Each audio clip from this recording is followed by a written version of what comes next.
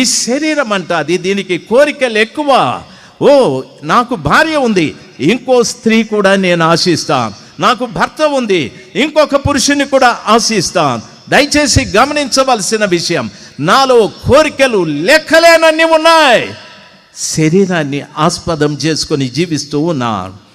అయితే ఈ శరీరంలో ఉన్న కోరికలన్నీ కూడా, ఈ క్రియలన్నీ కూడా నేను విడిచిపెట్టాలి అని అసహించుకుంటున్నా.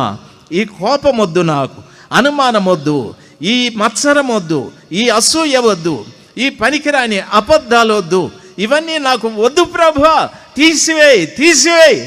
ప్రభు అంటాడు, కుమారుడా, ఒక పర్యాయం నా రక్తంతో నిన్ను కడిగి శుద్ధీకరించాను. అయితే మళ్ళా తీసివేయమంటే నేను నీ కొరకు పరిశుద్ధ ఆత్మని పంపాను. ఆ ఆత్మని సంపాదించుకో, ఆ ఆత్మని పొందుకో.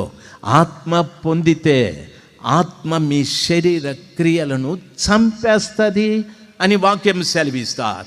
నీ శరీరంలో ఉన్న అసూయ, నీ శరీరంలో ఉన్న ద్వేషం, నీ శరీరంలో ఉన్న పగ, నీ శరీరంలో ఉన్నటువంటి క్రోధం, నీ శరీరంలో ఉన్న అనుమానం, నీ శరీరంలో ఉన్న అబద్ధాలు అన్నింటినీ చంపగలిగింది ఎవరంటే నా దేవుడు పంపిన పరిశుద్ధాత్మ. వాటినన్నింటినీ చంపుతూ చంపుతూ చంపుతూ వస్తారు. ఒకటి చంపబడిన తరువాత తిరిగి అది బ్రతికే ప్రసక్తి లేదు లేదు లేదు. ఈరోజు ఎంతోమంది కోపాలు, పగలు సార్, ఈర్ష్య, ద్వేషాలతో బ్రతుకుతూ ఉన్నాం. మంచి మంచి ప్రసంగాలే చేస్తాం, మంచి మంచి పాటలు రాస్తాం, పాడుతాం. ఎందుకు ఈ పగలు, ఎందుకు ఈ కోపాలు, ఎందుకు ఈ అబద్ధాలు? ఆత్మ లేదు సార్, తల్లి ఆత్మ లేదు. నిజమైన పరిశుద్ధాత్మ నీలో ఉంటే నీ శరీర క్రియల్ని చంపుతూ వస్తారు. నువ్వు చెప్పాలన్నా చెప్పలేవు అబద్ధం, నువ్వు కోపపడాలన్నా కోపపడలేవు, నీవు ఇంకా ఏ ఇతరుల్ని చూసి అసూయ పడాలన్న చేత కాదు, నీ వల్ల కాదు.